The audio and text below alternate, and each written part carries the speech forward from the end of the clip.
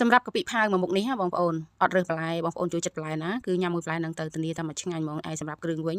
ដូចជាមានគ្រឿងខ្មែរយើងនឹងឯងបងប្អូនប៉ុន្តែមានសាច់ជ្រូក3ជាន់មានចាទៅឆ្អើម្ទេសឆ្អើក៏មានកាពិក៏មានទីដូងក៏មានហើយក៏មានចាអំពិលទុំហើយនឹងសណ្តែកដីផងដែរឥឡូវមកច្រាំសាច់ជ្រូកបងប្អូនថ្ងៃនេះនិយាយថារវល់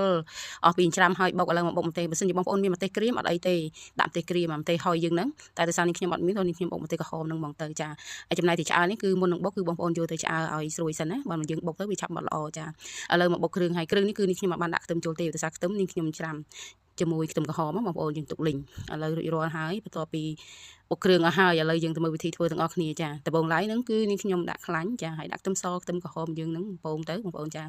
យើងលីងឲ្យឡើងក្រហមបែបនេះហើយចាំនេះខ្ញុំដាក់ម្ទេសឆ្អើបងប្អូនដាក់ឲ្យឡើងប្រេងចាងាស់ឡើងប្រេងឡើងពណ៌អញ្ចឹងទៅ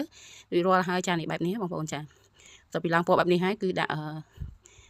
គ្រឿងយើងចូលចាលីងគ្រឿងយើងឲ្យឈ្ងុយហើយបានដាក់សាច់ជ្រូកបងប្អូនចាចំពោះសាច់ជ្រូកវិញខ្ញុំច្រាំអត់សូវម៉ត់ទេបងប្អូនព្រោះដោយសារកបិតអត់សូវមុតប៉ុន្តែអត់បញ្ហាទេបន្ទាប់ពីសាច់ជ្រូកយើងរៀងឆ្អិនហើយក៏នេះខ្ញុំដាក់ចាកាពិចូលកាពិក៏ដោយដែរយើងលីងឲ្យសព្វសាច់គ្នាហើយបាននេះខ្ញុំលួចដាក់ទឹកបន្តិចនេះជាម្ទេសដែលនេះខ្ញុំច្រាំបុកបងប្អូនហើយបន្ទាប់មកទៀតហ្នឹងក៏លួចខ្ទិះដូងបន្តិចដែរបងប្អូនមកស្ទុះឡើងបាននេះខ្ញុំដាក់ទាំងអស់ហ្មងទៅខ្ទិះដូងចាយើងរំងាស់លីងចូលគ្នាបែបនេះហើយបានដាក់ស្ករហើយនឹងប៊ីចេងបងប្អូនកុំតន់ដាក់ច្រើនខ្លាចផ្អែមជ្រុលតែនេះខ្ញុំថែមដំបូងឡើយគឺដាក់2វេទេបន្ទាប់មកទៀតភ្លក់ទៅរៀងប្រៃក៏ថែម2វេទៀតចាឥឡូវនេះគឺដាក់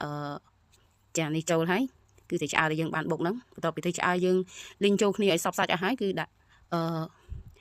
សណ្តែកដីបងប្អូនចាតែនេះខ្ញុំភ្លេចមួយមុខបងប្អូនហើយភ្លេចចង់ភ្លេចទឹកអំពិលឥ